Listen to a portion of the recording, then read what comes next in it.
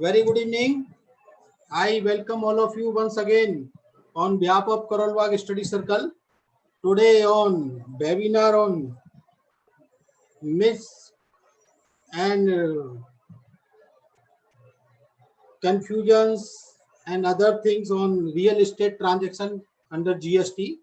On this subject, our learned and very experienced and young chartered accountant turned advocate CA Puneet Agrawal is with us. Puneet Agrawal is a qualified chartered accountant and rank holder in ICI. He also did BCom honors from Sri Ram College of Commerce. He is LLB from Delhi University. Puneet ji has 15 years of experience in providing tax and legal services and is the founding partner of Ala Legal, a firm specializing in indirect tax litigation and advisory services. He possesses extensive knowledge and strong command on the subject. Puneet ji has successfully handled and represented varied matters on indirect tax, including GST, VAT, service tax, custom, excise, and other indirect taxes and direct taxes. He has also represented highly contested corporate and insolvency and bankruptcy matters. Puneet ji has worked for multiple industry segments, including Indian and foreign multinational PSUs and Fortune 500 companies. Briefed by various professionals for arguing their matter in the High Court, Puneet ji is the go-to counsel, especially for arguing tax and constitutional matter in High Courts of various states across India. Puneet ji has been privileged to represent one of the biggest bar of Asia, Celtex Bar Association, before the Delhi High Court on GST and glitches, pursuant to which several changes have been made by the government as per direction issued by the court from time to time.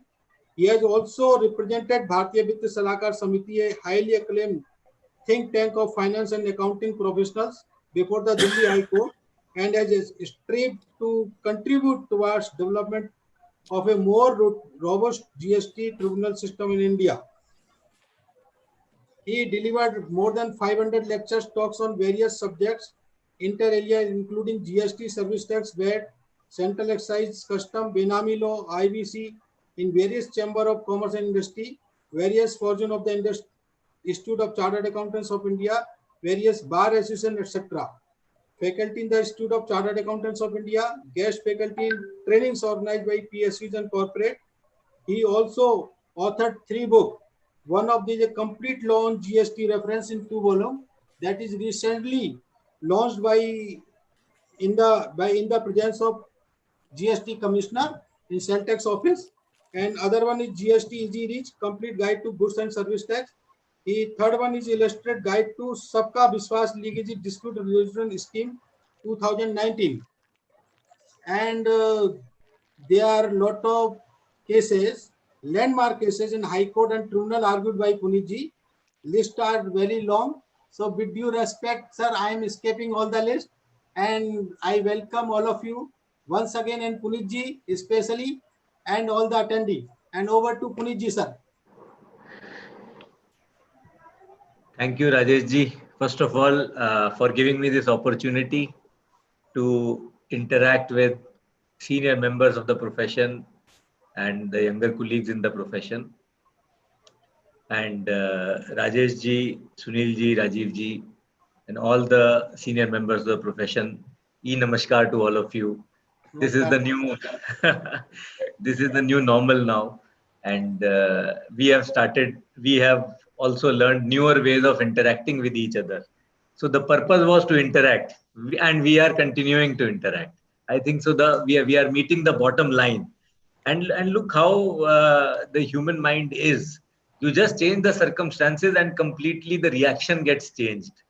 So earlier, if you ask anyone that let us have a e-conference, everyone would say, oh, nothing will happen on that. We don't know how to use technology. And now 50% of my friends would be joined through their phones. Not even laptop is required. Most of us, in fact, interestingly, hearings are going on in the high courts on the systems. And you would not believe people are doing hearings also through phones. So we have reached to that kind of level of technology. And if you really imagine what would have happened when there would have been that Spanish flu 100 years back, when we did not even used to have courier facility. Forget about telephone, forget about any immediate instantaneous means of communication. At that time, what and how people would have lived their lives. Now the situation has completely turned around, and we have huge means of communication. We have modern pieces of technology. One wants to talk to, not if a person wants to interact, not even to one, but to a whole group, all can come together, and this is one of the classic means. So I would really thank and congratulate Karol Bagh Study Circle that they have also joined the stream of technology, the stream of innovation, or rather evolution, because innovation already, the technology was there, but we were not evolved enough. Now we all have we all have embraced the technology, and we are here where we are, almost around 200 people talking to each other, discussing the views, and profession continues to grow. And I think this is actually taking all of us and taking out best out of all of us. So with these opening remarks, I would say that it is really very, very nice to meet all of you on this platform, and to be able to share my views. And let us now start our discussion on the real estate sector. I think real estate sector has been one which is somehow not liked by the people who make the policies. They are never able to give any simple system for real estate. Real estate is something, I don't know why, but whether it be direct tax or it be indirect tax, whether it be GST or it be the pre-GST erstwhile indirect tax regime, one of the most complicated regimes if pertains to any industry. That one industry which can always be pointed out is real estate. And my dear friends, if I may say so, uh, if you look at the genesis, if you look at the basis, if you look at the foundation, why and how this all complications came, it all, you would be surprised to know that it all came in the name of simplicity. So you all would remember that initially when they came out with real estate taxation, they said, simple, you have to pay 18% tax on real estate, and one third is the abatement for land. Practically, you have 12% GST. When a question was asked to them that how did you arrive at this figure of one third value of land, they said it is simplicity. So it all started with simplicity, and today we have a regime which is difficult to not for those who are businessmen. I don't know how they can even try to understand. For us who do it every day, we find a lot of problems in it, and I would not be surprised if today also some questions would come, or some situations would arise, and you all would be posing those situations to me, and I will again be wearing that thinking cap that as all right, in this situation what is going to happen. So as I mentioned, it all started with a very, very simple regime where they said it is a rate of 18%, one third abatement for land, and therefore you pay simply a tax of 12%, and that is it. It is the good and simple tax, and which we call as GST. But then demand started pouring in, and it was felt in the need to satisfy the optics. We call it optics, that the people at large who are the consumers of the real estate sector, they should not feel that 12% rate of indirect taxes plus stamp duty of 6, 7, 8, whatever is the applicable rate in that state, it amounts to 20% for buying a house.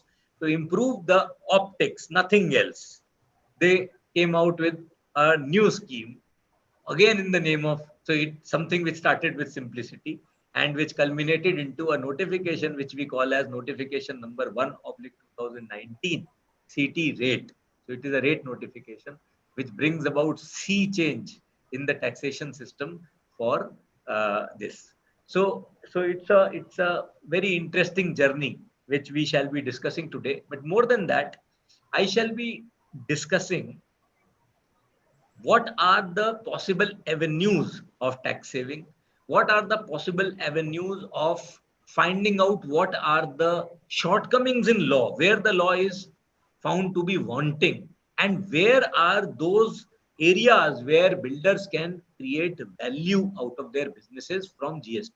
Because if you look at GST in a simple way, you know, today the law is pay tax in case of residential properties at 5%, and you are not eligible for claiming the credit. It is as simple as that, if I may sum it up in one word.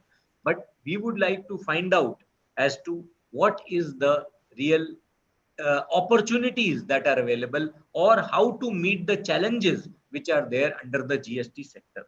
So I have divided my presentation into 2-3 parts, and we shall be focusing individually on those parts and see what value we can derive out of our today's discussion. So let me first, of course, I will run a presentation only for the purpose that I show. Sir, I am making you just co-host. Anji, Anji. Only then you can share your presentation. All right, all right. Yes, sir, done.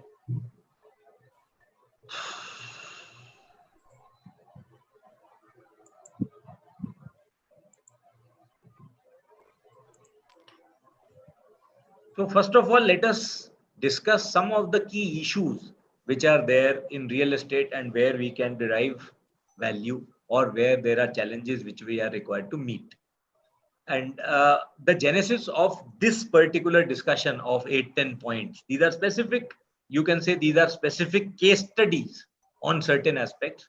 And the genesis of it lies more into the losses and the typical situation which has been created for the businesses, a very, very tough situation which has been created for the businesses in this COVID-19 scenario.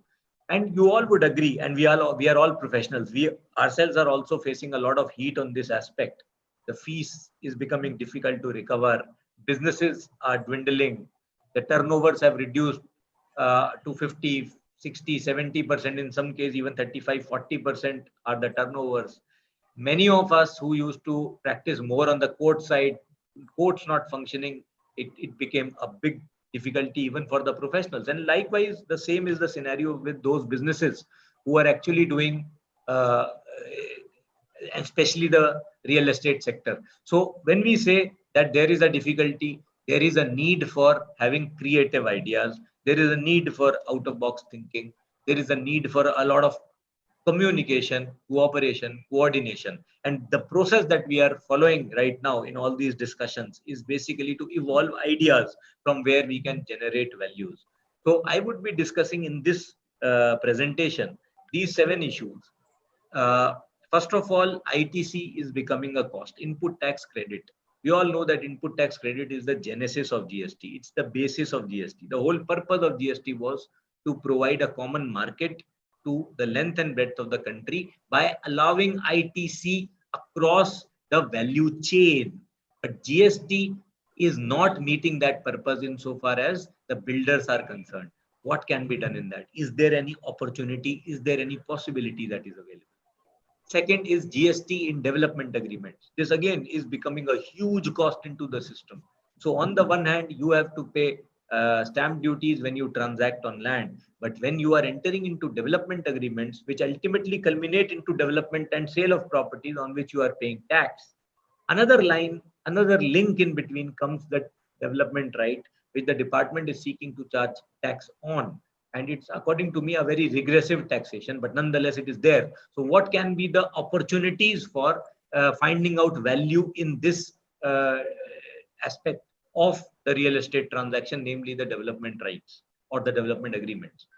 Then payment of tax on sale of units. Is there any opportunity, especially when we talk about a place like Delhi, which has land values as high as 85%, 90%, and I have seen cases where land value is 95, 96, 97%, because the land value is 7 lakh, 8 lakh, 10 lakh rupees per square yard. Whereas what is the construction? If the construction is without furnishing, it is 2,000, 2,500 rupees per square feet, which is 25,000 rupees per square yard or 20,000 rupees per square yard. And whereas as compared to 7, 8, 9, 10 lakh rupees per square yard of land, it's really peanuts. Whereas the government says 1/3 is the value of land.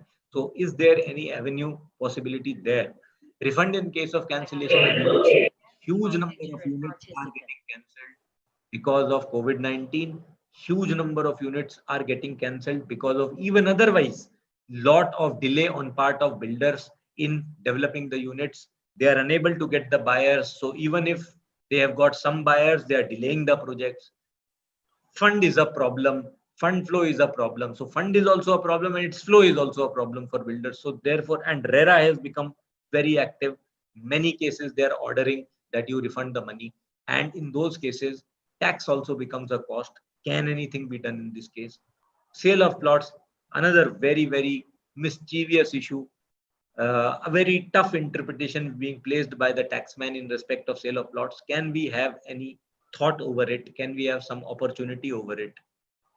Anti-profiteering, another, I would say, a thorn in the flesh. You have anyways insurmountable problems, and one problem added to it is that they also say that you are profiteering. So on the one hand, I am not even able to sell my units, and on the other, the anti-profiteering authority is after all the builders, and they are passing orders after orders, and some of them gravely wrong. And therefore, what can be the way ahead in case of anti-profiteering? And is there any light which or ray of hope with which we can cope with the authorities' orders? And then, is there any possibility of engaging with the government? We shall also discuss that. Let's go with the first issue.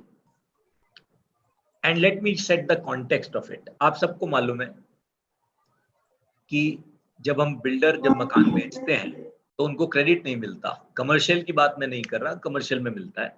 Residential की बात मैं कर रहा हूँ. ये एक नई विधा सीखी इन्होंने. जब ब्यूरोक्रेसी सब कुछ डिसाइड करने लगती है, हमारे देश की सबसे बड़ी परेशानी क्या है कि हमारे यहाँ पर जो लोग लॉ को एग्जीक्यूट करते हैं वो प्लानिंग भी करते हैं. हमारे यहाँ ब्यूरोक्रेट ही प्लानिंग करते हैं, जबकि ब्यूरोक्रेट का काम एग्जीक्यूशन का होता है. एग्जीक्यूशन मेरे हिसाब से कभी बहुत अच्छा कर नहीं पाए ब्यूरोक्रेट्स. वो रिस्पॉन्सिबिलिटी फिक्सेशन में ही रह गए, इनोवेशन कोई थी नहीं. उसके अलावा एक और बहुत बड़ा काम उन्हें दे दिया गया. जैसे अंग्रेजी सत्ता चलती थी, ब्यूरोक्रेट्स के हाथों चलती थी, वही हमारे यहाँ चक्कर चलता रहा और वो सत्ताएं भी चलाते हैं. तो जब उनके हाथों में सत्ताएं आती हैं तो वो जो पर्पस होता है वो अपने पर्पसेस को सॉल्व करने के नए नए तरीके ढूंढते हैं. एक तरीका ढूंढा गया कि रेस्टोरेंट्स के खाने को सस्ता किया जाए. तो उन्होंने कहा अच्छा बहुत बढ़िया काम करते हैं, हम 5% का रेट कर देते हैं जीएसटी का. तो किसी ने कहा 5%, तो पीछे से किसी ने कहा हाँ हाँ कोई बात नहीं, हमने क्रेडिट मना कर दिया. तो एक नया तरीका ढूंढा गया कि टैक्स को तो 5% कर दिया लेकिन आपने क्रेडिट मना कर दिया. तो रियलिटी में टैक्स 5% नहीं है. रियलिटी में टैक्स 5% तो दिख रहा है इनवॉइस के ऊपर. जो इनवॉइस के पीछे जो कॉस्टिंग आई हुई है उसके अंदर जितना जीएसटी है वो सब भी ऐड हो गया. तो जीएसटी का रियल पर्पस उससे सॉल्व नहीं हुआ. These are all aberrations in GST. जब यही बात रियल एस्टेट में भी उठने लगी है तो बहुत बढ़िया तरीका है, 5% का रेट रियल एस्टेट में भी कर दो, वहां भी क्रेडिट डिनाई कर दो. तब ये लोग एक नोटिफिकेशन 1/4/2019 को लाए, 1/2019. और इसके अंदर इन्होंने क्या किया कि इन्होंने क्रेडिट को लेने से भी मना कर दिया और यूटिलाइज करने से भी मना कर दिया. तो जब बिल्डर फ्लैट बेचेगा ना तो पुराने पड़े क्रेडिट को वो यूज कर सकता, ना वो आगे क्रेडिट को ले सकता. तो क्रेडिट को पूरी तरीके से ऑल टुगेदर डिनाई कर दिया 1/4/19 के बाद जितने भी प्रोजेक्ट एंटर होते हैं उन सब के लिए. और पुराने के लिए चॉइस दे दी कि आप पुराने में जाना चाहे या आगे. मैं अभी आगे की बात कर रहा हूं जिसने भी नई स्कीम ऑप्ट करी या जो 1/4/19 के बाद जिसने कंस्ट्रक्शन शुरू करी. वैसे तो बिल्डरों के बहुत ज्यादा हाल थे ही नहीं 1/4/19 शुरू करने के बाद शुरू करने. बहुत कम प्रोजेक्ट स्टार्ट हुए हैं. बहुत बड़े बड़े बिल्डर्स ऐसे हैं जिन्होंने पिछले 2 साल के अंदर कोई प्रोजेक्ट लॉन्च ही नहीं किया है.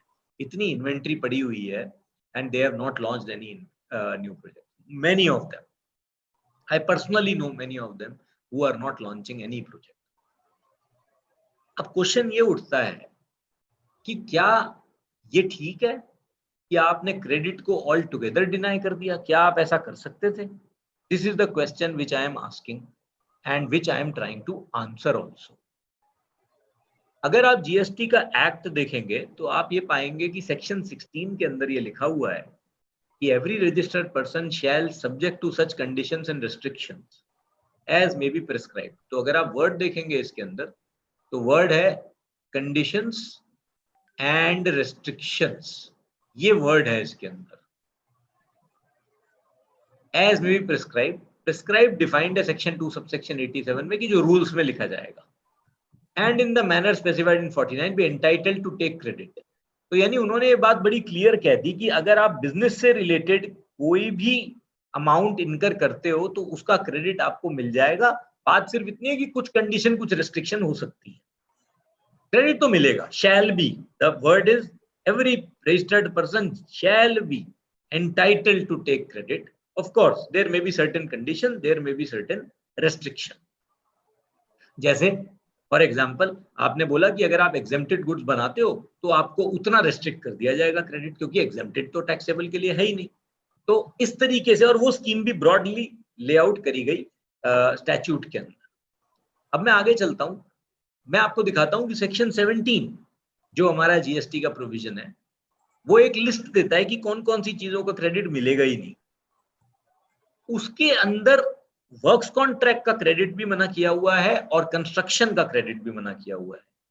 लेकिन दोनों ही केसेस में ये बोला हुआ है कि जो आगे बनाकर बेचता है उसके लिए क्रेडिट डिनाइड नहीं है। जो सिर्फ अपने अकाउंट पे काम कर रहा है उसके लिए ही क्रेडिट डिनाइड है, जो आगे के लिए बेच रहा है उसके लिए क्रेडिट डिनाइड नहीं है।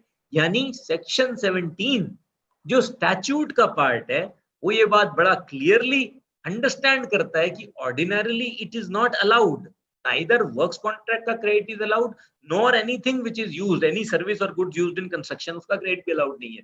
But if it is being done by a person who is himself into works contract or construction, उसके लिए there is no denial.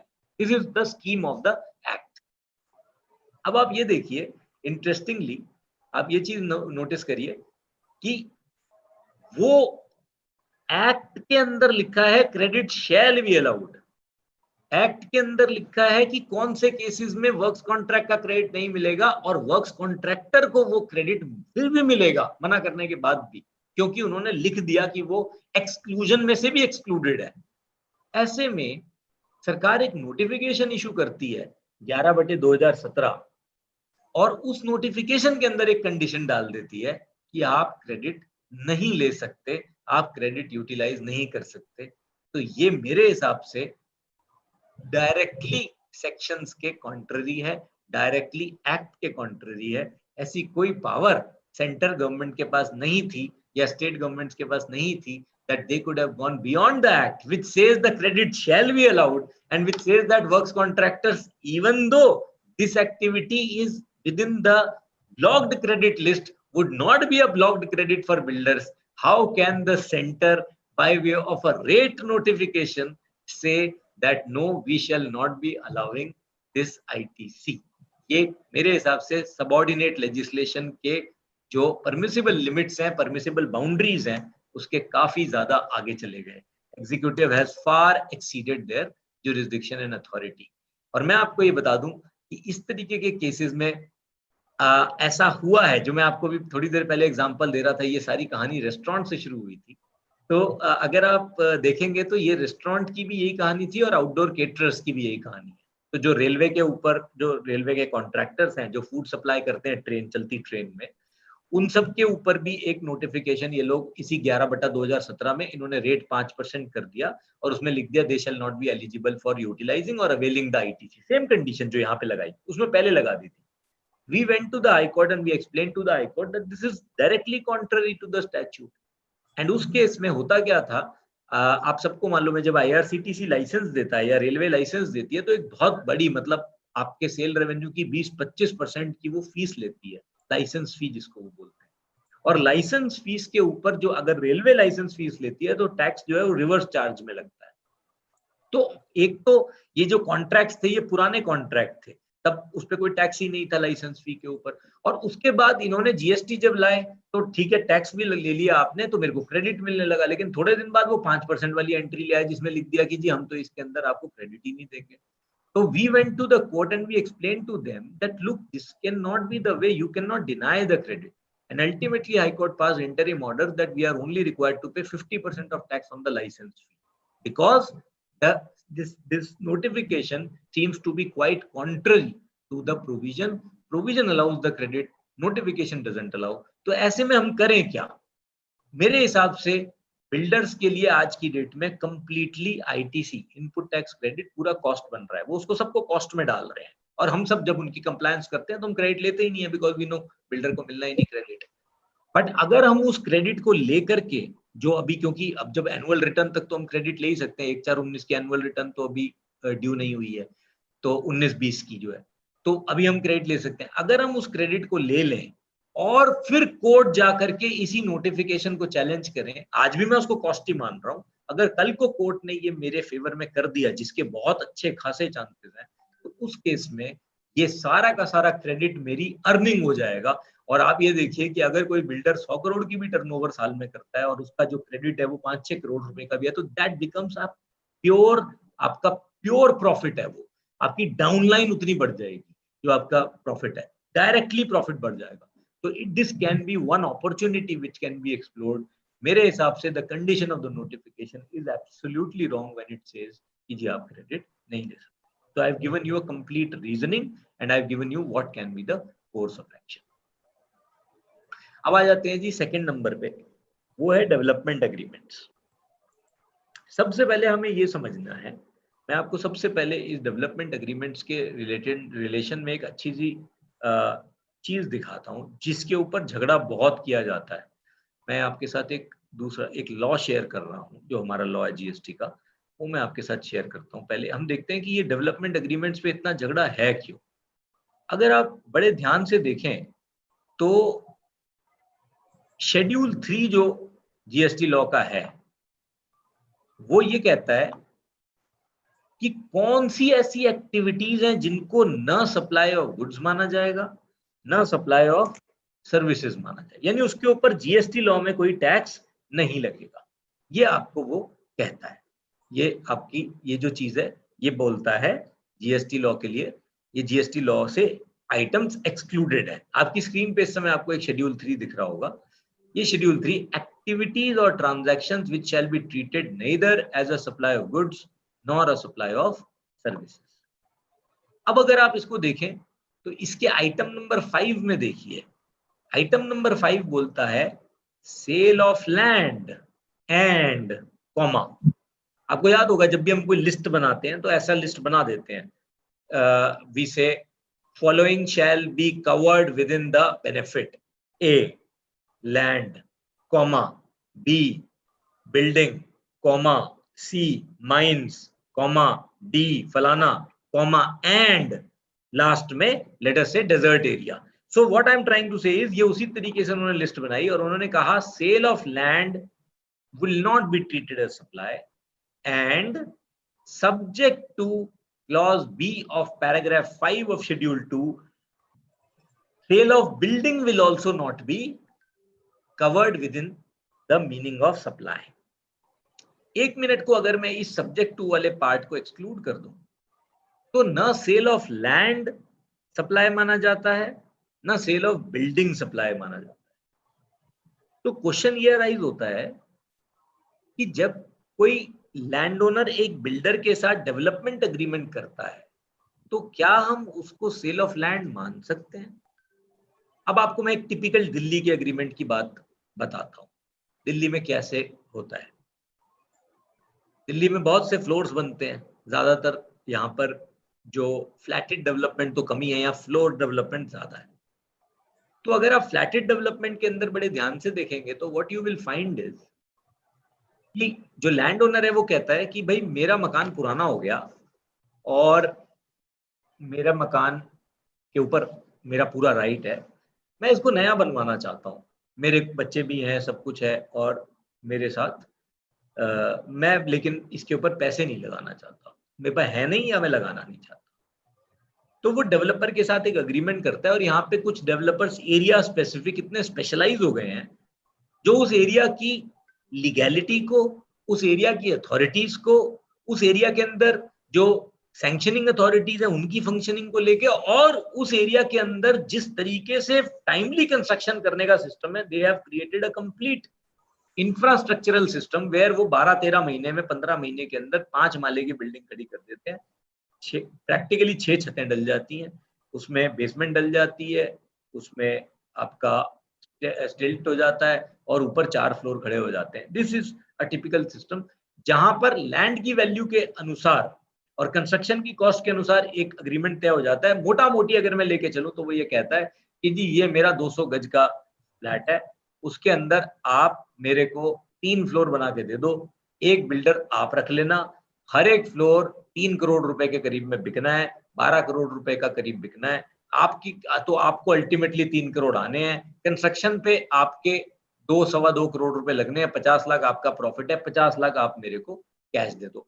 मोटा मोटी तो 50 अग्रीमेंट क्या हुआ कि जी ये पकड़ो लैंड, हमने पावर ऑफ अटॉर्नी आपके नाम कर दी, आप इस कंस्ट्रक्शन को करो, उसकी पावर ऑफ अटॉर्नी, और आप अपना 4th फ्लोर जो 3rd फ्लोर है वो बेच लेना, वो आपको राइट दे दिया हमने, उसके लिए पावर ऑफ अटॉर्नी साइन कर दी। आप हमें 50 लाख अभी पकड़ाओ, हमें कोई मतलब नहीं, उसके बाद जो मर्जी करते रहो, बस हमारा मकान बना देना, ये आपकी रिस्पॉन्सिबिलिटी। मेरे को उसके बाद I have no concern, and we call it either a joint development agreement, we call it a joint venture agreement, we call it a development agreement, we call it the collaboration agreement. Delhi में जो term ज्यादा चलती है वो collaboration agreement चलती है। joint development इसलिए नहीं चलती कि वो development तो उसके साथ मिलके कर ही नहीं रहा, actually वो collaboration भी कुछ नहीं कर रहा, but वो actually this is some sort of rights which the owner is granting in return for construction done by the builder. ये typical agreement है दिल्ली के अंदर। अब ये अग्रीमेंट के अंदर क्वेश्चन ये राइज होता है कि क्या ये जीएसटी में फॉल करता है, क्योंकि ये तो सेल ऑफ लैंड को एक्सक्लूड करता है।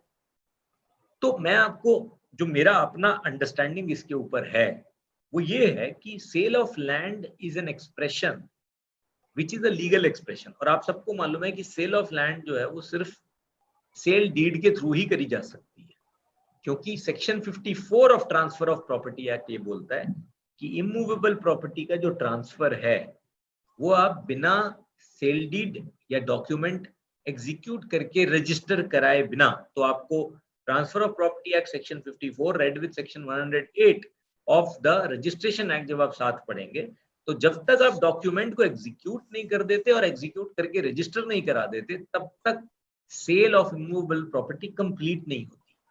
जबकि इस केस में होता क्या है कि जो राइट्स हैं वो ग्रांट हो जाते हैं उसी समय। I have granted certain rights. There are certain rights arising out of my ownership. मैं उन राइट्स को पार्ट कर चुका हूँ कि जी आप एक फ्लोर बेच लेना, मेरे को पैसे दे दो, अब आपका ना भी बिके तो वो फ्लोर आपका हो गया, मैं आपको देने को तैयार हूँ, आप मेरे से रजिस्ट्री करा लेना बिना कुछ और 1 रुपया भी लिए। तो मैंने आपको जो राइट देने थे वो तो दे दिए, कमर्शियल राइट्स। ये जो कमर्शियल राइट्स हैं ये मेरे हिसाब से सेल ऑफ लैंड में हम नहीं ले जा सकते अनलेस हम उसको सेल ऑफ लैंड की तरह स्ट्रक्चर करें। हम ये कहें कि जी हमने आपको 1/4 लैंड ट्रांसफर कर दी बाय एग्रीमेंट टू सेल, वो ट्रांसफर करने के बाद हम फाइनली उस दिन ट्रांसफर करेंगे जब आप पूरी बिल्डिंग बना दोगे, something like that again can be a subject matter of discussion, उसको कैसे करा जाए। बट मैं आपको वो बात बता रहा हूँ जो टिपिकल एक अरेंजमेंट होता है वो सेल ऑफ लैंड नहीं कहला सकता, और उसके अंदर डेवलपमेंट राइट्स की टैक्सेशन का एक क्वेश्चन आता है कि जी डेवलपमेंट राइट्स को टैक्स, क्योंकि जीएसटी के अंदर every supply is covered whether that supply be called by whatever name except the supplies which are specified in schedule 3। तो अब ये क्वेश्चन आता है कि इस जो डेवलपमेंट राइट है इसकी वैल्यूएशन कैसे हो। अब मैं आपको अपनी वो प्रेजेंटेशन पे वापस लेके चलता हूँ और आप ये चीज नोटिस करेंगे कि इन्होंने इसकी वैल्यूएशन करने के लिए they have given a formula in the notification. जो एग्जम्पशन नोटिफिकेशन है जिसमें ये लिखा हुआ है कि डेवलपमेंट राइट्स रेजिडेंशियल के रिस्पेक्ट में, जहां पर लिखा हुआ है कि रेजिडेंशियल के रिस्पेक्ट में जो डेवलपमेंट राइट्स हैं वो एग्जेम्प्टेड होंगे, वहीं पर ये भी बताया हुआ है कि अगर आपका सारे मकान नहीं बिक जाते प्रायर टू कंप्लीशन सर्टिफिकेट तो उतने परसेंटेज के ऊपर डेवलपमेंट राइट्स पे टैक्स लगेगा। वहां पर उन्होंने वैल्यू क्या बताई, उन्होंने कहा कितनी वैल्यू पे लगेगा, तो उन्होंने वैल्यू बताई value of supply of service by way of transfer of development rights और FSI by a person to promoter against consideration in the form of residential or commercial apartment shall be deemed to be equal to value of similar apartments charged by the promoter from the independent buyers nearest to the date on which such development rights or FSI is transferred to the promoter। अब आप ये देखिए मैं जब उसको development right they रहा हूं, मैं उसे सिर्फ एक मकान बेचने के लिए दे रहा हूं और मेरे को वो 3 बना के दे रहा है। और ये क्या कह रहे हैं, value of supply of service by way of transfer of development rights और FSI by a person to the promoter against consideration in form of residential और कमर्शियल अपार्टमेंट्स। तो ये कह रहे हैं कि मैंने उसको डेवलपमेंट राइट दिया और इन टर्न उसने मेरे को 3 फ्लैट बना के दिए, residential apartments shall be deem to be equal to value of similar apartments. मतलब उसने मेरे को 3 बना के दिए तो मैं 3 की वैल्यू निकाल लूं। यानी उसने मेरे लिए कंस्ट्रक्शन करी है सिर्फ, लेकिन मेरे को टैक्स अकॉर्डिंग टू देम कितने पे देना, 9 करोड़ रुपए पे। 3 करोड़ मल्टीप्लाई बाय 3 फ्लोर में मेरे को दे रहा है, और अगर बेसमेंट भी दे रहा है तो 10 करोड़ में। ये इन लोगों ने ये इस तरीके से, यानी what they are assuming is, इनके दिमाग में कैसे है, इनके दिमाग में ये कि मैंने पहले लैंड उठा के पूरी उसको पकड़ा दी कि भैया अब तुम बनाओ, सब कुछ तुम्हारा। अब वो जो फ्लैट बनाता है वो एज इफ ये मान रहे हैं कि फ्लैट विद लैंड डेवलपर के हो गए, फ्लैट विद लैंड डेवलपर के हो गए। और जो डेवलपर है वो जब मेरे को, अगर वो हमारे एग्जांपल में 75% फ्लैट्स वो दे रहा है, 4 में से 3 वो मेरे को दे रहा है, तो वो पूरे के पूरे फ्लैट की वैल्यू मानकर के चल रहे हैं। ऐसा इन्होंने डेवलपमेंट एग्रीमेंट की टैक्सेशन की वैल्यूएशन की बात में कहा है, क्योंकि ये कह रहे हैं by a person to promoter against consideration in form of residential और कमर्शियल अपार्टमेंट, ऐसा ये मान के चल रहे हैं। लेकिन अगर मैं अब आपको ये कहूं कि इसको थोड़ा सा आप दूसरे नजरिए से देखें, और अगर हम ये कहना शुरू कर दें, अब मैं आपको उसके अंदर प्लानिंग की अपॉर्चुनिटी बता, अगर हम इसमें ये कहना शुरू कर दें इंस्टेड कि उसने मुझे 3 फ्लोर दिए, अगर मैं उससे एग्रीमेंट ये लिखवाऊं कि जी आप मेरे लिए सिर्फ कंस्ट्रक्शन करोगे, लैंड तो मेरी ही है, फ्लोर नहीं देने आपको, लैंड मेरी, सब कुछ मेरा, कंस्ट्रक्शन भी मेरी है, आपने करके देनी है सिर्फ, आप तो कॉन्ट्रैक्टर की तरह फंक्शन कर रहे हो ना। तो उस केस में ये वाला रूल हम ये कह सकते हैं कि ये वैल्यूएशन मैकेनिज्म जो नोटिफिकेशन में दिया हुआ है, क्योंकि वो फ्लैट नहीं दे रहा मेरे को 3, वो तो 3 फ्लैट से रिलेटेड कंस्ट्रक्शन दे रहा है मेरे को, इसलिए ये फॉर्मूला नहीं लगेगा। तो इसलिए it is very important to remain beware, क्योंकि कल को ये लोग इस तरीके के नोटिस भेजेंगे, और जब भेजेंगे तो ह्यूज अमाउंट ऑफ लाइबिलिटी उसके अंदर क्रिएट होंगी, huge amount of liabilities create होंगी, और झगड़े होंगे, डेवलपर और ओनर के भी झगड़े होंगे। तो बेस्ट ये है कि हम पहले ही इस बात को समझ के चलें। अगर हम तो ये मॉडल बनाते हैं कि लैंड के डेवलपमेंट राइट मैंने आपको दिया और आप जितना बनाओ मेरे को तो आप 40% फ्लैट दे देना, तो अब चाहे वो 4 फ्लैट का अरेंजमेंट हो या 400 फ्लैट का अरेंजमेंट हो, वो बहुत महंगा पड़ सकता है। तो उसमें मैंने आपको एक सजेशन ये दिया कि आप जब डेवलपमेंट एग्रीमेंट बनाए तो उसे इस प्रकार से बनाएं कि वो मेरे को फ्लैट नहीं दे रहा, वो मेरे को कंस्ट्रक्शन करके दे रहा है। Then we can definitely say that we do not fall within this para 1 capital A. So there is difference between giving of flat and giving of construction. इसमें एक तीसरा मॉडल और भी हो सकता है। वो तीसरा मॉडल ये हो सकता है कि दोनों पार्टीज मिलकर के ये कहें, 2 तरीके हो सकते हैं। दोनों पार्टी मिलकर के ये कहें कि भैया हम दोनों मिलकर एग्रीमेंट तो कर रहे हैं, अब मैं आपको लैंड दे रहा हूं, आप इस पे कंस्ट्रक्शन करो और इसको मिलके बेचते हैं, जो पैसा आएगा मैं लैंड के पैसे मैं रख लूंगा, बिल्डिंग के पैसे आप रख लेना।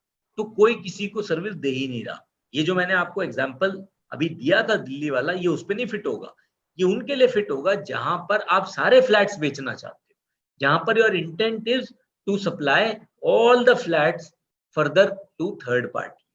वहां पर आप ऐसा भी कर सकते हो कि आप डेवलपमेंट एग्रीमेंट एंटर ही ना करो, आप सिंपली ये करो कि आप डेवलपमेंट एग्रीमेंट की बजाय जॉइंट डेवलपमेंट एग्रीमेंट करो, या आप को वेंचर एग्रीमेंट करो, या आप जॉइंट वेंचर एग्रीमेंट करो, या एक अंडरस्टैंडिंग बनाओ, तो understanding for mutual development of the property. और उसके अंदर आप कहो कि भाई लैंड मेरा है, मैं तो बेच नहीं सकता इसको, ना बना सकता, तो मेरे लिए वैल्यू कैसे एनहांस हो सकती है अगर मैं किसी से हाथ मिला लूं। जिससे मैं हाथ मिलाऊंगा उसके पास पैसा भी है और वो जानता है कंस्ट्रक्शन करके सेल करना, तो भाई मैं उससे मिल लिया, मैंने उसको लैंड के लिए अलाउ कर दिया कि आप मेरी लैंड पे एंटर करो और बिल्डिंग बनाओ जो आपकी है, आपके पैसे आपकी बिल्डिंग, मेरे को कोई लेना देना नहीं। फिर जब हम दोनों मिलके बेचेंगे, मैं लैंड ट्रांसफर कर दूंगा, तो ट्राइपार्टाइट सेल डीड बनेगी, मैं लैंड ट्रांसफर कर दूंगा, वो बिल्डिंग ट्रांसफर कर देगा, लैंड के पैसे मुझे मिल जाएंगे, बिल्डिंग के उसे मिल जाएंगे, वो पहले प्री डिफाइंड होंगे एग्रीमेंट में। तो इस तरीके के innovative models depending upon the solution, depending upon the situation, depending upon कि हम चाहते क्या है, डिपेंडिंग अपॉन कि उससे टैक्स लायबिलिटी कितनी बन रही है, इस सारी चीजों को ध्यान में रखते हुए, कंट्रोल्स को ध्यान में रखते हुए, आपस में एक दूसरे के रिलेशनशिप्स को ध्यान में रखते हुए, ये मैंने आपको 3 मॉडल्स सामने रखे। इससे हमारी टैक्सेबिलिटीज में फर्क आ सकता है, इसमें बहुत ज्यादा ध्यान देने की जरूरत है, क्योंकि डेवलपमेंट एग्रीमेंट्स पे डिपार्टमेंट पूरी तरीके से they are trying to tax these, and it would be very difficult कि हम ये कहें कि डेवलपमेंट पर से ही टैक्सेबल नहीं है, वो बहुत मुश्किल है। अब मैं आपको आगे लेकर के चलता हूं payment of tax on sale of units पे। मैंने आपको कहा कि सिंप्लिसिटी के नाम पे अगर आप जीएसटी काउंसिल की मिनट्स पढ़ेंगे, आप सबको मालूम है एक बड़ा इंटरेस्टिंग जरिया मिला है हमें जीएसटी के अंदर झांकने का, और आप में से सारे लर्नेड चार्टर्ड अकाउंटेंट्स हैं और आप सब अथॉरिटी के साथ काफी इंटरैक्ट करते हैं। आप लोगों ने एक चीज नोटिस करी होगी कि जितने भी कमिश्नर्स, एडिशनल कमिश्नर्स, आज की डेट में उनके ज्ञान का जो लेवल है वो बहुत बढ़ गया है, और स्पेशली मैं उन कमिश्नर्स और एडिशनल कमिश्नर्स और प्रिंसिपल कमिश्नर्स और चीफ कमिश्नर्स की बात कर रहा हूं जो जीएसटी काउंसिल के अंदर पार्टिसिपेट करते रहे हैं। हुआ क्या कि ये एक इतना बढ़िया लॉ मेकिंग का प्लेटफॉर्म बन के निकल करके सामने आया। हमारे कॉन्स्टिट्यूशन को अगर आप देखेंगे तो हमारा कॉन्स्टिट्यूशन डिवीजन ऑफ पावर के ऊपर बेस्ड है। सेंटर आप ये लॉ बनाओगे, स्टेट आप ये लॉ बनाओगे, लेकिन जब जीएसटी आया तो एक नया कॉन्सेप्ट, कॉन्स्टिट्यूशनली एक नया कॉन्सेप्ट निकल के आया जिसको हम बोलते हैं कोऑपरेटिव फेडरलिज्म। और अगर आप कभी कॉन्स्टिट्यूशनल लॉ को पढ़ेंगे, कॉन्स्टिट्यूशनल डिस्कशंस को देखेंगे, तो आप एक चीज नोटिस करेंगे कि कोर्ट्स बार बार एक बात कहते हैं कि constitution is an organic living document, you can not read it only by reading the letter of it. What you have to do is you need to understand that constitution governs our country, and as the country evolves, as technology evolves, as societal values evolve, as the processes, the ways, the means, the political systems evolve, the constitution has to keep evolving. And therefore whenever you are reading the constitution, don't read it as if it is some fixed letter of law. Read it as if it is a living being and it can settle itself with the changing circumstances. And according to me, at least in my generation, this was one piece of constitutional evolution where the governments of this country, the political class of this country came together and they said, we shall be making a law after large scale consultation within ourselves. And no one will be the sole repository of this making of the GST law. We shall all make it with a lot of contribution with each other. And there came this implementation of the idea in form of GST Council. And when GST Council meets, the best part about governments is that whenever governments function, there are set processes with which they function. They never function without processes. So when we see the lawmaking process, we get insights into the process. Earlier that never used to happen except parliament में कोई एक आध speech किसी की move, जब bill move हुआ तो budget speech हम देख लेते थे, या उसके साथ एक memorandum आ जाता था, उससे ज्यादा वो भी सेंट्रल लॉज में फाइनेंस एक्ट के समय ही ज्यादातर आता था, अदरवाइज ज्यादा नहीं आता था। अब आपके सामने पूरी कॉन्स्टिट्यूशनल बॉडी ने जो डिस्कशन किया, उसके क्वेश्चंस जो उसके अंदर जीएसटी के जो सामने मीटिंग के सामने जो एजेंडा था, उस मीटिंग के एजेंडा के साथ आपके सामने एक उसके डिसीजन आते हैं, तो आपको बहुत डीप इनसाइट लॉ मेकिंग में मिलती है। और इसीलिए आप ब्यूरोक्रेट्स के साथ आज की डेट में आप डिस्कशन कीजिए, जिन लोगों ने जीएसटी काउंसिल की मीटिंग्स में पार्ट लिया, you would find them they are deeply enriched, they know the pros and cons, they understand what are the issues, they understand it from the government side, they understand it from the political class side, they understand it from a common man side, they understand it from a legal side. वो बात अलग है कि वो किसकी बात मानते हैं किसकी नहीं मानते, उनके अपने व्यूज हैं, लेकिन they are very deeply enriched. तो अब जब आप कॉन्स्टिट्यूशनल की इनकी कमिटी, इसकी जीएसटी काउंसिल की डिबेट्स देखेंगे, डिस्कशंस देखेंगे, तो वहां पर आप पाएंगे कि जो महाराष्ट्र के मिनिस्टर थे, उन्होंने तो कहा था कि लैंड हमारे यहाँ 50% से कम कभी होता ही नहीं है, आप 1/3 क्यों दे रहे हो एक्सक्लूजन? और दिल्ली के चीफ मिनिस्टर ने भी, डिप्टी चीफ मिनिस्टर ने भी उसके ऊपर अपना कमेंट किया था. But finally the conclusion came in the name of simplicity कि हम लोग 1/3 लैंड, क्योंकि आप सबने देखा कि लैंड तो एक्सक्लूडेड है टैक्स में से, लेकिन उसके बावजूद दे fixed it at 1/3. So the point of the matter or the issue at hand is that from Kashmir to Kanyakumari, from Goa in the west and to Meghalaya, Mizoram, Arunachal and Sikkim in the east, from Girnar forest, Jharkhand and Chhattisgarh forest, and from villages to cities, everywhere it is 1/3. You are sitting in Connaught Place, land is 1/3. I am sitting in Ghaziabad, the land is 1/3. I am sitting in Ghaziabad in a slum area, the land is 1/3. I am sitting in Ghaziabad in a posh area, it is 1/3. I am taking a building which is constructed, but only basic construction is there, no furnishing. Building is 2/3, land is 1/3. I am buying a building which is completely furnished to the extent of furniture. The building is 2/3, land is 1/3. This kind of simplicity this class has brought to us, and what they are saying is, in the name of simplicity, land throughout the length and breadth of India is 1/3. But let me tell you that so far as I understand tax laws, Article 14 of the Constitution, which is equality clause, it applies in two ways.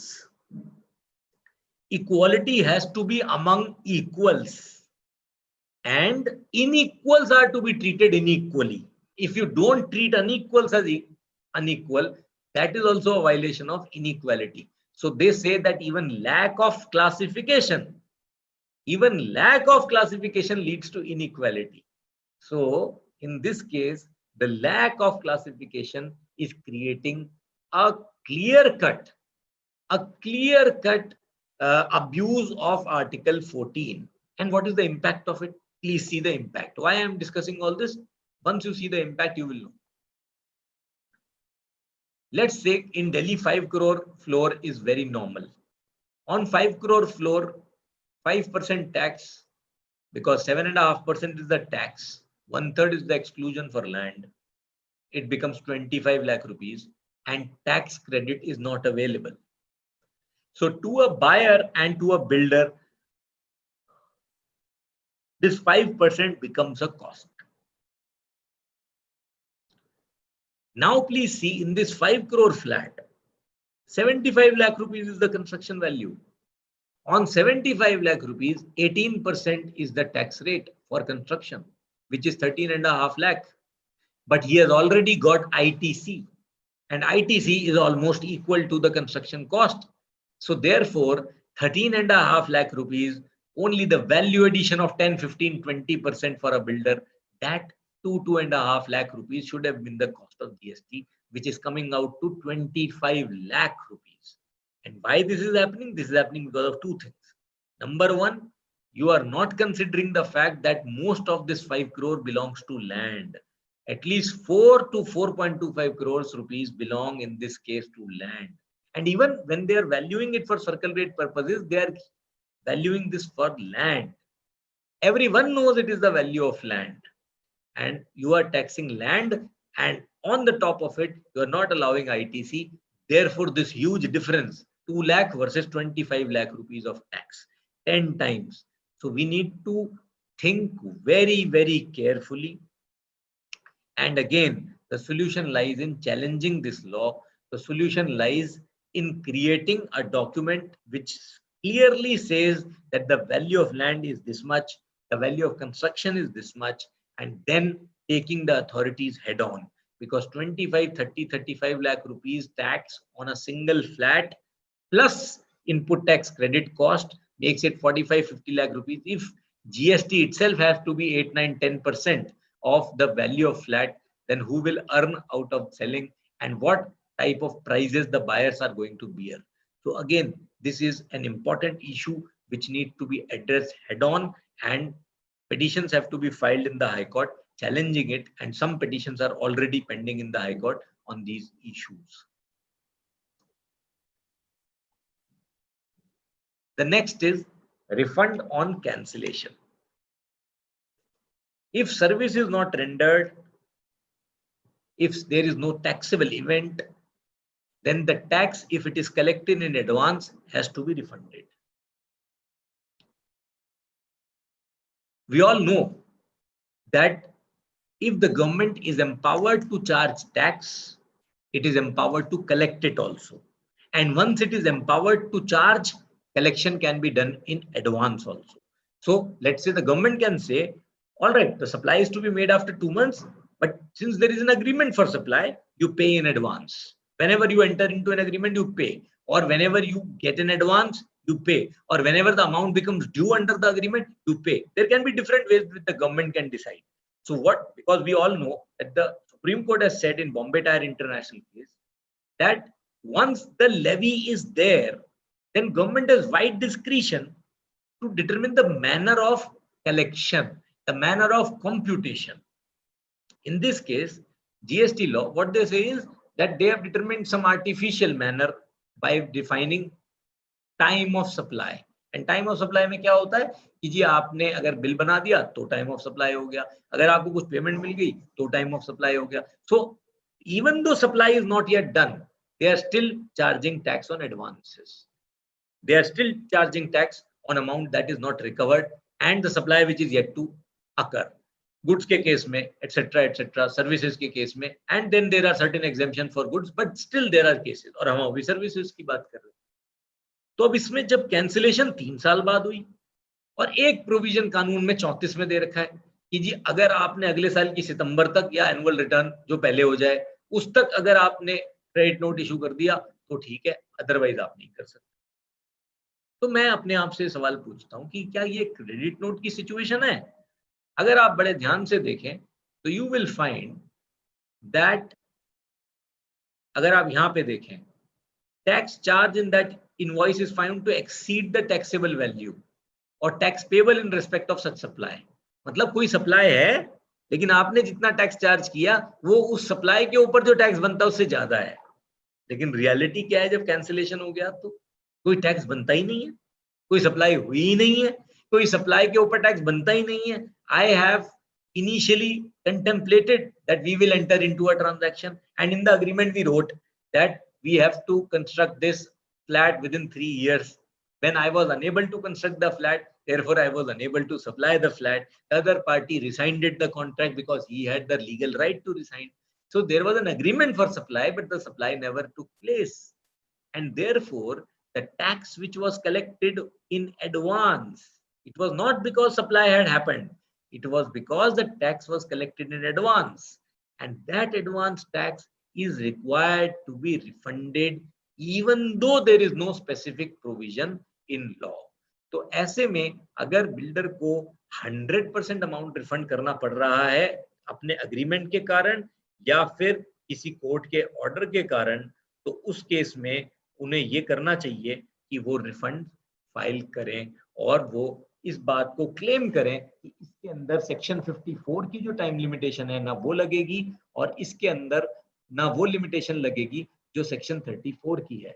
What the builder would have to say is कि जिस दिन cancellation हुआ limitation मेरी उस दिन से लगेगी, उससे पहले नहीं लग पाएगी. और इसका थोड़ा सा क्लू आपको 54(8)(c) में भी मिल जाएगा जो ये कहता है कि notwithstanding anything in 5 the refundable amount shall instead of being credited to the fund be paid to applicant if such amount is relatable to refund of tax paid on supply which is not provided either wholly or partially and for which invoice has not been issued or where the refund voucher has been issued. तो जहां आपने refund voucher issue कर दिया अगले को कि जी supply हुई नहीं थी, पैसे मैंने आपके लौटा दिए, वहां पर आपको अनजस्ट एनरिचमेंट फर्दर कोई प्रूव नहीं करना. और अनजस्ट एनरिचमेंट प्रूव मतलब आपने जब प्रूव कर दिया कि रिफंड वाउचर से आपने पैसे दे दिए, वो आपने प्रूव कर दिया, तो आपको ही रिफंड मिलेगा. तो therefore whenever this event occurs, अगर आप उसके रीजनेबल पीरियड में अगर आप रिफंड क्लेम कर देते हैं तो डेफिनेटली मेरे को लगता है कि, और ये काफी बड़े बड़े क्लेम्स कई बिल्डर्स के हो चुके हैं, इसीलिए I am again giving this again case study on cancellations, and you can definitely, according to me, you have a good case, you stand a good chance of getting the refund. May not be at original level, but at some level you will definitely get that. अब मैं अपने आज के next point के ऊपर आता हूं, वो है सेल ऑफ डेवलप्ड प्लॉट्स का। अभी मैंने आपको दिखाया कि जीएसटी में शेड्यूल 3 के अंदर सेल ऑफ लैंड कवर्ड है, तो सेल ऑफ लैंड के ऊपर कोई टैक्स नहीं है। उसमें कहीं ये नहीं लिखा हुआ sale of developed land, sale of undeveloped land, sale of jungle land, sale of residential flat वाला land, sale of commercial flat, कुछ नहीं लिखा हुआ उसमें। उसमें सेल ऑफ लैंड लिखा हुआ है। अब लैंड तो लैंड है जी। जब आप जमीन लेने जाते हो, मतलब कहने हमारी देसी भाषा में जो हम लोग कहते हैं कि जमीन लेनी, जमीन लिए जी, तो जमीन आप ऐसी जगह पे भी ले सकते हो जो एज इट इज, जो आदमी कह रहा है कि जो मैं जमीन बेच रहा हूं आप खरीद लो। कोई ये भी कह सकता है कि जी मैं 6 महीने बाद जमीन आपको इस स्थिति में दूंगा, जमीन ही दूंगा पर इस स्थिति में दूंगा। दे वो जमीन ही रहा है, एग्रीमेंट भी जमीन का हो रहा है, पैसे भी जमीन के ले रहा है। लेकिन वो ये जरूर बताता है कि जी आप अभी जिस जमीन पे खड़े हो ना, इसमें इंप्रूवमेंट हो जाएगा। कैसे होगा जी? वो कहता है आप जहाँ खड़े हो वहाँ गड्ढे हैं, मैं इन्हें भर दूंगा। वो कहता है जी आपके सामने से सड़क निकाल दूंगा। वो कहता है जी आपको सड़क तक पहुंचवा दूंगा, मेन रोड तक।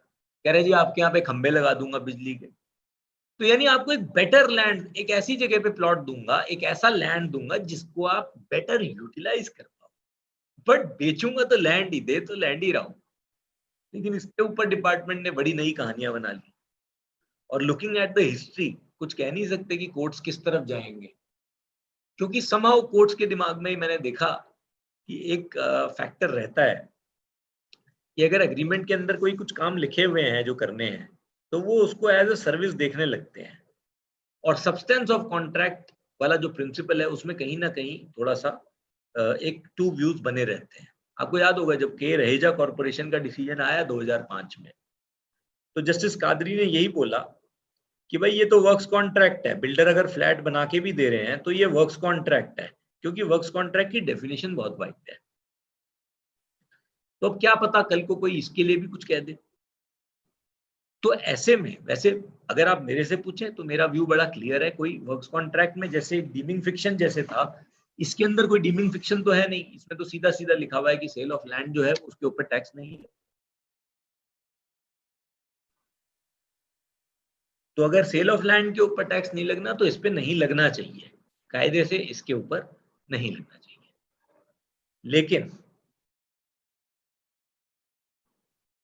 अगर जिस तरीके से डिपार्टमेंट व्यू ले रहा है, और डिपार्टमेंट बार बार यही व्यू ले रहा है कि अगर आप प्लॉट भी सेल करते हो तो उसके अंदर वो डेवलपमेंट की वैल्यू आपसे कॉस्ट पूछता है कि जी आप ये बता दो कि आपकी कॉस्ट कितनी आ रही है कंस्ट्रक्शन की। वो आपकी बुक्स में से कंस्ट्रक्शन की कॉस्ट लेके उसके ऊपर टैक्स लगा देता है। उसके अलावा जो आप प्लॉट के साथ बिल्डर बहुत से चार्जेस कई बार लेते हैं। वो कहते हैं कि जी इंफ्रास्ट्रक्चर डेवलपमेंट चार्जेस ले लेते हैं, कभी वो पीएलसी के नाम से कुछ ले लेते हैं, तो वो उनको भी टैक्स करने की बात करते हैं।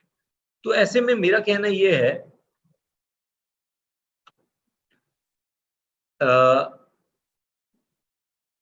आज की डेट में अगर बिल्डर कोई भी प्लॉट्स की प्लॉटेड डेवलपमेंट करेगा, वो रोड बनवाएगा, वो स्ट्रीट लाइटिंग लगवाएगा, सीवेज बनवाएगा, तो ultimately he will be incurring cost.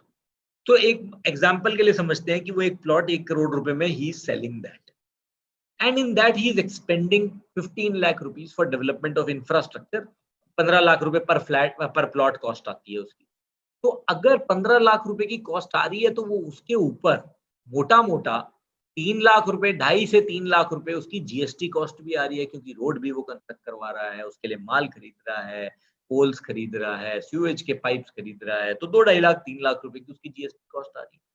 तो ऐसे में मैं अगेन आपको एक केस स्टडी दे रहा हूं कि आप इसको इस तरीके से क्यों नहीं कर सकते कि आप खुद ही कहें कि जब आप प्लॉटेड डेवलपमेंट का जब आप अग्रीमेंट करते हैं तो आप खुद ही कहें कि इस डेवलपमेंट के 2 पार्ट्स हैं। नंबर 1 हम आपको प्लॉट दे रहे हैं और नंबर 2 हम आपके लिए डेवलपमेंट करके दे रहे हैं, और आप खुद ही उसको एक रीजनेबल बेसिस पे ब्रेकअप कर दीजिए।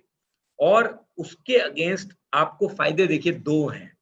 एक तो आपकी लिटिगेशन जो है वो आप कब तक करते रहेंगे? Because department show cause notice after show cause notice देते जा रहा है। नंबर 1, कल पता नहीं क्या होगा और कल तो आप कोई टैक्स नहीं ले पाएंगे।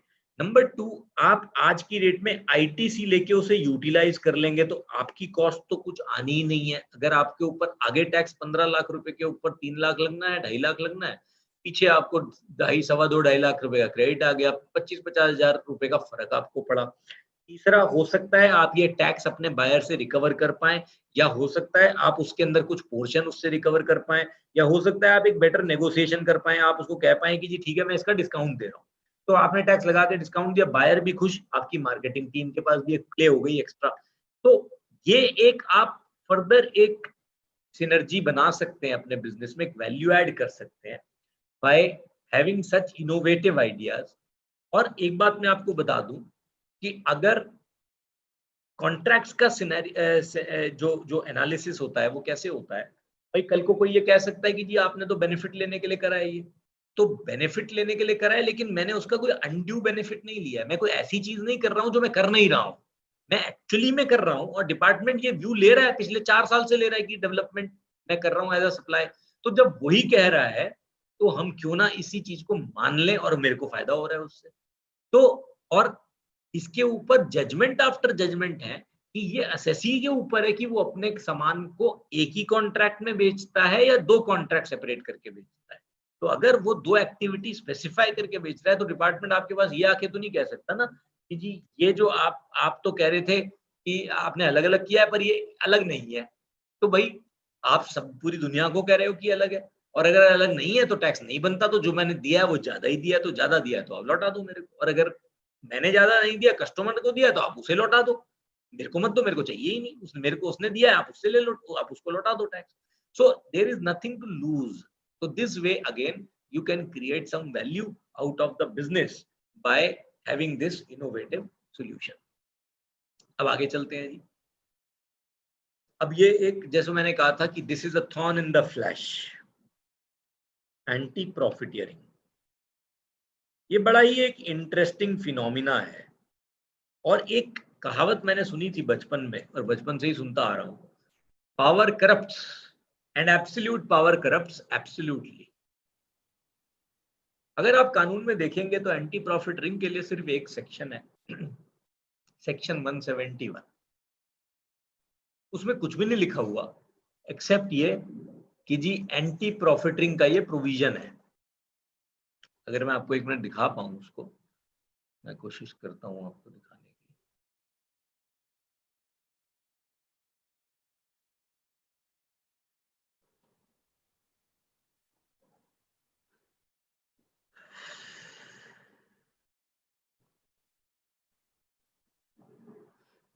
एंटी प्रॉफिटिंग मेजर ये सेक्शन है।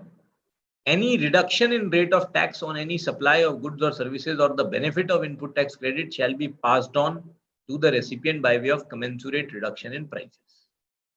तो आप इसमें 2 चीजें देखेंगे, ये 2 चीजों की बात करता है। एक तो ये आपको देता है कि आपको रेट ऑफ टैक्स का benefit, any reduction in rate of tax वो आपको पास ऑन करना है।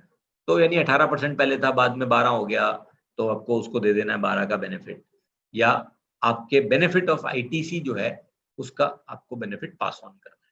लेकिन वर्ड क्या है जो क्रूशियल है, जो मैं आपको दिखाना चाहता हूं, वो ये है कि यहाँ पर जो ये बेनिफिट वर्ड लिखा हुआ है, एक बेनिफिट होना चाहिए मेरे को। अब मैं आपको बताता हूँ कि एंटी प्रॉफिटिंग अथॉरिटी फंक्शन कैसे कर रही है।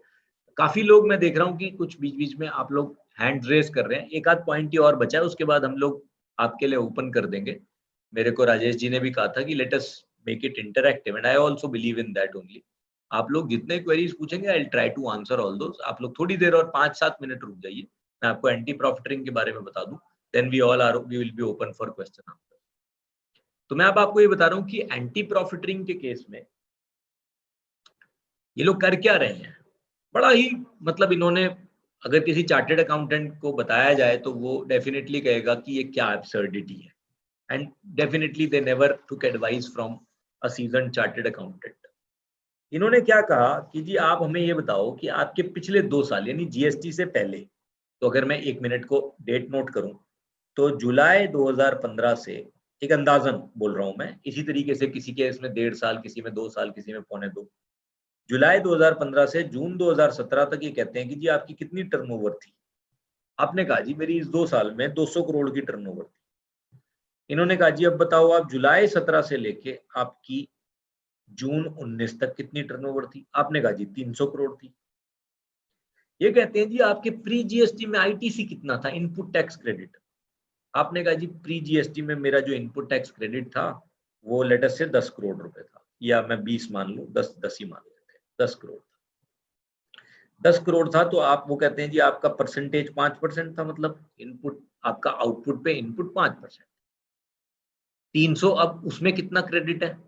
आपने कहा भाई अब तो मैंने 100% सब कॉन्ट्रैक्ट कर रखा है, मेरा सब कॉन्ट्रैक्टर सीधे 18% लेता है मेरे से, तो 300 करोड़ की मेरी रेवेन्यू है, मैंने 250 करोड़ रुपए खर्च किए हैं, तो 18 दूनी 36, तो मेरे जो है करीब 36 और 18 250 करोड़ पे ना, तो 36 9 45 करोड़ रुपए के करीब मेरा क्रेडिट है।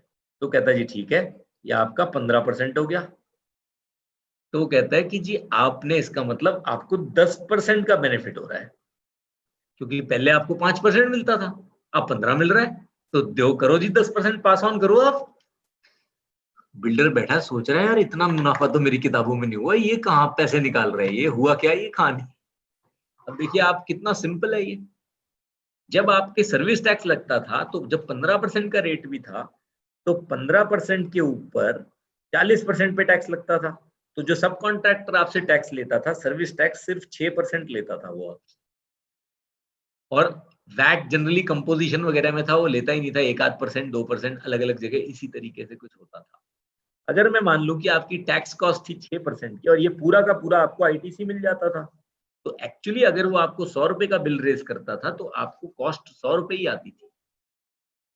अब जब जीएसटी में आया तो वो 100 रुपए के ऊपर 6% नहीं चार्ज करता, वो 6% के ऊपर 100 रुपए के ऊपर 18% चार्ज करता है, क्योंकि जीएसटी का रेट, सर्विस टैक्स का रेट 6% था और जीएसटी का रेट 18% हो गया।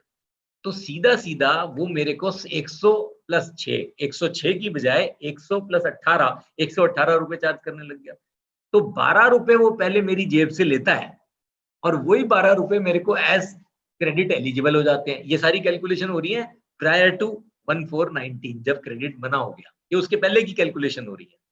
तो वो क्रेडिट जो है, जो मैं अपनी जेब से पैसे देके क्रेडिट ले रहा हूँ, वो उसे बेनिफिट बोल रहे हैं। इसीलिए मैंने आपको क्या दिखाया था कि यहाँ वर्ड है बेनिफिट। आईटीसी बढ़ना इज नॉट बेनिफिट। आईटीसी तो रेट बढ़ने से बढ़ जाएगा, आप 18 क्या इसको 28 कर दो और परसेंटेज बढ़ जाएगी, आप 28 की जगह 100% कर दो और बढ़ जाएगा। और वो तो मैं अपनी जेब से, मेरे से कॉन्ट्रैक्टर चार्ज करता है, मैं उसे पे करता हूँ, मुझे क्रेडिट मिल जाता है, but they are calling it as benefit. And I can tell you that builder after builder after builder, they are doing the same thing. Number 1. Number 2, बहुत से बिल्डर्स ने समय पे अपना एक कैलकुलेशन करके और इनको बनाकर दे दिया सबको, बायर्स को अपने, कि जी हमने 3%, किसी ने 2.5%, किसी ने 3.5% देके उन्होंने ट्रांसफर। अब ये जीएसटी की जो ये एंटी प्रॉफिटरिंग अथॉरिटी है, ये पता नहीं किस तरीके की अथॉरिटी है, मेरे को आज तक समझ में नहीं आया। ये आधे केसेस में जो दे दिया बेनिफिट उसको एक्सेप्ट ही नहीं करते। They are not accepting the benefit, saying you have not proved it. If I am saying that I have given the benefit and I am saying that this is the proof, they will not say कि इसमें और proof ले आओ ताकि हम समझ पाए। They will simply say आप prove नहीं कर पाए, क्योंकि उनको लॉ के बेसिक्स ही नहीं पता। कानून के अंदर जो एलेज करता है उसे प्रूव करना होता है।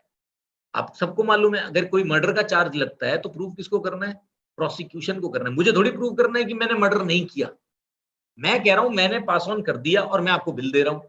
उसके बाद आप कह रहे हो आपने प्रूव ही नहीं किया और आप उसको भी जोड़ देते हो कि जी नहीं हम तो नहीं मानते। तो वो पहले तो ये डिमांड निकाल देते हैं 12, जो डिफरेंस आया 10% की, मैंने जो आपको एग्जांपल दिया, उसके बाद जो आपने दे दिया उसको मानते नहीं है। अब तीसरी चीज आपको बताता हूँ, बिल्डर्स के केस में बहुत बिल्डर्स के, किसी के 50 करोड़, किसी के 100 करोड़, किसी के 200 करोड़ का क्रेडिट पड़ा है और वो यूज ही नहीं होना, क्योंकि 1/4/19 के बाद ये लॉ आ गया कि आप यूज ही नहीं कर सकते नए प्रोजेक्ट के लिए, पुराने में जितना होना है उतना होना है। Huge amount of credit is line. कई लोगों ने तो रिवर्स भी कर दिए क्रेडिट, वो कहते हैं हमें कोई मतलब नहीं, आपको क्रेडिट मिल गया ना, हमारे लिए बेनिफिट है। तो ये इस तरीके की एब्सर्ड ऑर्डर्स वो पास कर रहे हैं I am saying absurd because we are all accountants who are sitting here. We know that in accountancy and in professional world or in a commercial world, no one can take a benefit which has not accrued to you. So a credit which you cannot utilize, usko to aap as chartered accountants, you will ask your client to reverse, saying, भैया ये books में तूने asset दिखा रखा है, काय का asset है ये? Charge it off in your P&L account and finish it off. You can't show it as an asset because it is not giving any value to you. अब वो एक झगड़ा अलग है जो lawyers और CS करते रहते हैं कि नहीं भैया इसे हटाओ मत, नहीं तो आगे भी नहीं मिलेगा, वो एक अलग बात है. But the fact of the matter is that anti-profiteering is something which is basically a commercial provision which says कि अगर GST के कारण कोई benefit हो रहा है तो वो उसको vendor ना रखे, वो उसको अपनी वैल्यू चेन में पास ऑन करते, क्योंकि whole idea was this. But अगर उसको बेनिफिट हो ही नहीं रहा एंड एक अथॉरिटी आपने ब्यूरोक्रेसी की बिठा दी और वो ये कहने लगे कि नहीं जी आप तो पास ऑन करो, और जो आपने किया वो मानते नहीं है, तो इस तरीके की एक एब्सर्ड अथॉरिटी ये फंक्शन कर रही है which again need to be properly represented. तो उसमें हमें ध्यान देने की क्या जरूरत है? हमें एक तो एंटी प्रॉफिटरिंग अथॉरिटी के सामने अपने सारे क्लेम बनाने की जरूरत है. उसमें सबसे इंपॉर्टेंट बात जो ध्यान रखनी है वो ये कि एक तो वो जो पूछते हैं वो अपने फॉर्मेट देते हैं, वो आप भर दो, लेकिन वो आप बोल के भरो कि आपके फॉर्मेट ठीक नहीं है, आप मांग रहे हो इसलिए दे रहे हैं. हमारे हिसाब से तो कैलकुलेशन ये होनी चाहिए थी, पर ना प्रोविजन लॉ का कोई है, ना आपने कोई सिस्टम प्रॉपर बना रखा है. इसलिए वैसे तो हमारे हिसाब से आप ले ही नहीं सकते क्योंकि कानून में नहीं दिया हुआ, बट अगर ले भी सकते हो तो हम इसके अंदर अपनी कैलकुलेशन आपको बता रहे हैं without prejudice to all the rights. हमारे हिसाब से कैलकुलेशन ऐसे होनी चाहिए, वो आपको प्रॉपरली उसको करना चाहिए, क्योंकि इसमें आपको शायद पता हो एंटी प्रॉफिटरिंग के अंदर there is not even an appellate mechanism, one has to go only to the high court. तो उस केस में, इस तरीके के केसेस में मैं आपको एक दो केसेस भी बता देता हूँ, और बड़ा मिसयूज हुआ उसका. बाद में पता चला इन्होंने क्या किया, व्हाट दे डिड वाज कि इन्होंने कॉन्फिडेंशियल इंफॉर्मेशन ले ली बिल्डर्स से. बिल्डर्स ने सारी डिटेलें दे दी, बायर के यूनिट वाइज नाम देके, उनके सब कुछ डिटेल देके, कितने का फ्लैट था, और लोगों ने वहां से वो इंफॉर्मेशन को इन्होंने जो कंप्लेनेंट होता है उसके साथ शेयर कर दी, जिसका कोई लेना देना नहीं था. अगर किसी कंप्लेनेंट ने एक फ्लैट खरीदा है तो कैलकुलेशन एंटी प्रॉफिटरिंग अथॉरिटी को करने के लिए बिल्डर्स ने जो इन्फॉर्मेशन दी उसको उन्होंने ले लिया, और उसको कॉन्फिडेंशियल मार्क करने के बावजूद दे shared it with the owners, and owners ने उसके बाद उसको कुछ अनस्क्रूपुलस लोगों के साथ बड़ा मिसयूज किया, बहुत उस कॉन्फिडेंशियल डेटा को मिसयूज किया, और उसके बाद हम लोगों को हाई कोर्ट जाकर के स्टे लेके आना पड़ा कि they don't misuse the information which has been given to them, और उसके बाद जाकर के एंटी प्रॉफिटरिंग अथॉरिटी ने कॉन्फिडेंशियल इंफॉर्मेशन शेयर करनी बंद करी. But we all know today that data is power, we need to be very very cautious. ये जो मैंने आपको रिट पिटीशन नंबर लिखी है यहाँ पे, इस केस में दे हैड एक्चुअली ऑर्डर्ड कि it should not be misused, ये सिग्नेचर के नाम से है ये. और उसके बाद इसी तरीके के केसेस में जहां पर और दिल्ली हाई कोर्ट में ही मेनली सारे केसेस इसके चल रहे हैं, ज्यादातर केसेस में कोर्ट ने कोई स्टे नहीं दिया. In one of the case we were able to obtain the only positive order in Sarvapriya Securities, जहां पर उन्होंने बोला कि आप सिर्फ 10%, वो भी सिर्फ कोर्ट में जमा कर दो. हमने कहा जी अगर हमने बायर्स को दे दिया वो चले जाएंगे, हम उनसे लेंगे कैसे, हमारा मकान बन गए. तो दे सेड ऑलराइट आप कोर्ट में जमा कर दो ओनली 10%. उसमें हमने ये सब पॉइंट जो मैंने आपको बताया. तो we need to be very careful, ये डेटा का काम है, इसमें जितना चार्टर्ड अकाउंटेंट्स इन्वॉल्व होंगे वो उतना क्लाइंट्स को बेनिफिट हो. तो ये चीज हम लोगों को बहुत ज्यादा ध्यान रखने वाली है. तो आई थिंक ये मेजर 7-8 पॉइंट थे जो मैं एक बिल्कुल इशू बेस्ड रखना चाहता था अपने डिस्कशन को. तो I think here I will pause. Rajesh ji आप प्लीज थोड़ा सा आगे लेके चलें, और लोगों की जो भी हमारे फ्रेंड्स की क्वेरीज वगैरह हैं, how can we address them, एक बारी वो ले लेते हैं. Thank you boss. पर मेरे को लगता है क्वेरी सर ज्यादा नहीं है, आपका इतना well planned and well deliberated session है कि ओनली देयर आर 3 क्वेश्चंस. बीच में कुछ लोग हाथ खड़े कर रहे थे एक बारी, I don't know how they will ask the query, that I don't know. मैंने काफी सारे देखा था. जो लेट आए हैं मैं उनको एक बार फिर बता दूं कि पुनीत जी just authored a book on complete law on GST referencer, and that was launched by the Commissioner GST in the Celtex Bar Association. तो जो भी आप लोग चाहें उसको देखना वो कर सकते हैं. सुरोलिया जी हैं, नीरज जी हैं, आर्यन अग्रवाल जी हैं. जब तक क्वेश्चन ले लेते हैं सर, एक सुधांशु मैं क्वेश्चन ये जो यहाँ पर आ रहे हैं स्क्रीन पे, पहले उनको ले लेता हूँ. जी सर. उसके बाद हम लोग किसी और की क्वेरी और होंगी तो ठीक है, otherwise alright. Can we not create a sale deed for sale of land and thereafter make registry documents for the floor purchased? It will also not create a sale. हाँ, sale deed करके तो आप कर ही सकते हो, उसमें आपको 2 बार stamp duty लगेगी, उसमें तो कोई इशू ही नहीं है, बिल्कुल भी कोई problem. Capital gain also. Capital gain also. Yes, वो सारा कुछ ही लगेगा उसमें। Please elaborate on joint development और collaboration agreements after your presentation. मैंने आपको 3-4 मेथड तो बताए joint development और collaboration का इशू मैंने डिस्कस किया था। I don't know, ये क्वेरी में नाम नहीं आ रहा है, तो I don't know if you joined a bit late, but I had discussed in detail joint development के ऊपर भी। और can you please share draft agreement for development of plot? ये तो बिल्कुल ही फैक्चुअल रहता है, आपको इसमें मैं कोई ड्राफ्ट नहीं शेयर कर पाऊंगा, बट मैंने आपके साथ एक पूरा सिस्टम जो आप बना सकते हैं वो शेयर किया। मैं पीपीटी भी शेयर कर लूंगा, आप राजेश जी से लेना चाहें तो ले लीजिएगा। उसके बाद till now there are no guidelines issued in which नापा कंप्यूटर, नो कोई गाइडलाइन नहीं है, ना एक्ट में है ना रूल में है। और स्ट्रेंजली रूल्स ने ये कह दिया कि लेट द नापा only prescribe it by, but उन्होंने भी कोई प्रेस्क्राइब नहीं करी। तो ये सारी चीजें, और इसमें मैं आपको एक और बड़ी इंटरेस्टिंग बात बताता हूँ, सुप्रीम कोर्ट बार बार बोल रहा है कि कोई भी इस तरीके की अगर अथॉरिटी है, कोई जुडिशियल मेंबर तो होना चाहिए उसमें। आपने एक आईएएस ऑफिसर को उसमें चेयरमैन बना दिया और बाकी सब आपने आईआरएस ऑफिसर्स बना दिए। आपने टेक्निकल मेंबर्स के लिए भी कोई सीए को नहीं लिया, तो एटलीस्ट चार्टर्ड अकाउंटेंट के लिए एक टेक्निकल मेंबर की या एक अकाउंटिंग मेंबर की पोजीशन इसमें होनी चाहिए थी। You could have told them कि आप कर क्या रहे हो, ये what nonsense is this, what is the benefit, he is paying extra and he is getting extra credit, this is no benefit। तो इसके लिए हम लोग हाई कोर्ट में बड़ा स्ट्रांगली इस पॉइंट को रख रहे हैं कि कॉन्स्टिट्यूशन कंप्लीटली फॉल्टी है। There is not even neither a judicial member not accounting person, there is the only person who is available is administrative officer. तो आईएएस ऑफिसर है, वो भी लेना देना नहीं है इन चीजों से, they will never understand all these issues and they are passing order after order. और उनके आप ऑर्डर शीट पढ़िए कि क्या लिखते हैं वो, कि वकील साहब आज आए ही नहीं, आए होते हैं तो लिख देते हैं कि आज आए नहीं, उसके बाद लिखते हैं कि उन्होंने ये बोला, उन्होंने वो बोला, हमारे बार बार बोलने के बाद भी नहीं बोला। अरे वो there is no, because there is a everything needs training.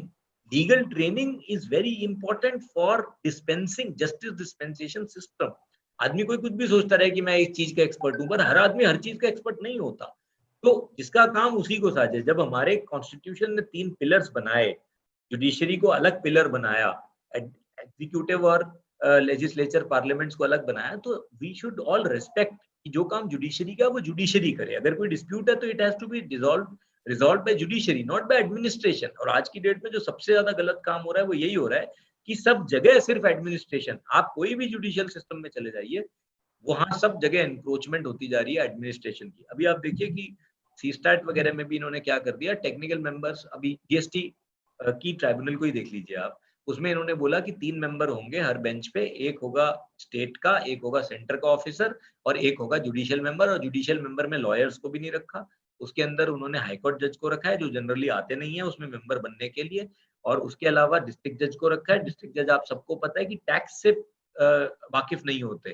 तीसरा किसको रखा है, अपने ही एक इंडियन लीगल सर्विस अफसर को। तो हमने दिल्ली हाईकोर्ट में जाकर, ये भारतीय वित्त सलाहकार समिति का जो केस है वो, I argued that we got an interim order that you shall not make any appointments and they have given a detailed guideline, 15-14 पन्नों का ऑर्डर एक हाई कोर्ट ने करके गवर्नमेंट को दिया है कि भाई आप इस ट्राइब्यूनल की फंक्शनिंग को और इसके प्रोविजंस को ठीक करो टू, और ये ऐसे ट्राइब्यूनल्स नहीं हो सकती where you have administrative members in majority.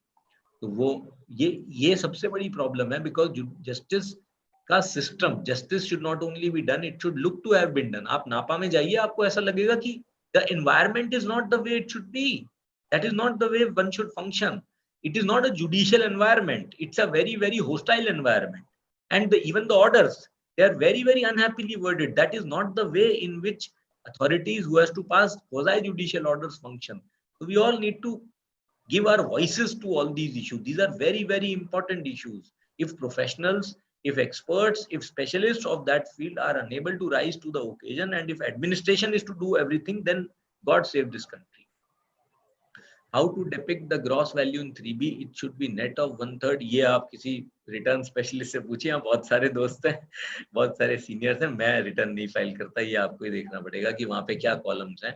If I have built my own house by taking loan and sell one floor to repay the bank, नहीं, अगर आप पर्सनली बना के बेच रहे हैं तो वो नहीं, दैट एक फ्लोर बिल्कुल है। मैं इसे प्लेन फैक्ट्स में बोल रहा हूँ। अब आप उसके अंदर कोई नई प्लानिंग मत कर दीजिएगा। मैं बिल्कुल ये बोल रहा हूँ, मान लीजिए मैं अपने घर में बैठा हूँ, अभी मैंने एक फ्लोर बना लिया अपने लिए और मेरे को लगा नहीं यार मेरे तो पैसे ही नहीं, I have to repay some loans etcetera, मैंने उस फ्लोर को बेच दिया, तो that would not be considered to be a supply. But उसको प्लानिंग अपॉर्चुनिटी अगर आप बनाएंगे तो it is going to be a supply. तो please have that distinction in mind, because ये चीजें कई बार बहुत कंफ्यूज कर देती हैं। In case of JDA, if there is profit sharing agreement, then how can valuation will be done for profit sharing agreement? के अंदर आप ये आर्ग्यू कर सकते हो कि टैक्स ही नहीं लगेगा अगर आप प्रॉपरली उसको बनाओ तो। If there is cash consideration and some floors are also allotted to the landowner, then valuation, ये बड़ा ही $1 billion क्वेश्चन है, इन्होंने इसको बहुत खराब तरीके से एड्रेस किया है। तो कह रहे हैं जितने फ्लोर उन्होंने बना दिए उतने फ्लैट की वैल्यू ले लो, तो कैश की वैल्यू लेने का तो क्वेश्चन ही खत्म हो गया। तो ये वाला एस्पेक्ट एटलीस्ट लॉ में बहुत अनक्लियर है, बट मेरे हिसाब से तो जो उनकी कंस्ट्रक्शन वैल्यू थी और प्लस कैश था, वही दोनों जोड़ करके वैल्यू होनी चाहिए। In case of joint development, what shall be the liability of the landowner and what shall be the liability of the developer? Actually इसके लिए हम किसी दिन एक अलग सेशन, अलग डिस्कशन ही कर लेंगे। जॉइंट डेवलपमेंट के ऊपर ही ज्यादा क्वेश्चन आप लोगों के आ रहे हैं।